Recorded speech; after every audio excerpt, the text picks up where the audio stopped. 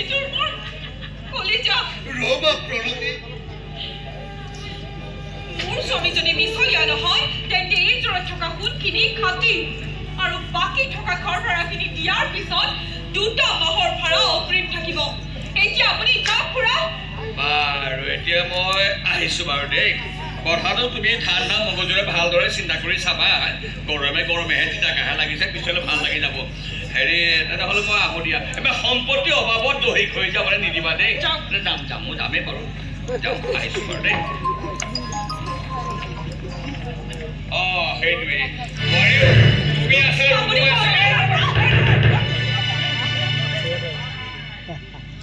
তুমি কি কৰিলা ইয়াৰ বাহিৰে মোৰ আৰু একো উপায় নাছিল এই ঘৰখনৰ সন্মান আপোনাৰ সন্মান আপোনাৰ পত্নীৰ সন্মান ৰক্ষাৰ বাবে মই আপোনাৰ মৰমৰ দান বিসৰ্জন দিবলগীয়া হৈ গ'ল বিয়া কৰা আজি তোমাক মই একোৱে দিব সামান্য খাৰতো পাতিছি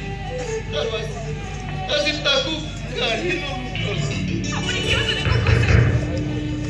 আপুনি মোক দিয়া জীৱনৰ আটাইতকৈ মূল্যৱান সম্পত্তি যেন মোৰ পৰা কোনোবাই কাঢ়ি নিব পাৰিব আৰু সেইটো কি জানে কি মোৰ কপালত জিলিকি থকা এই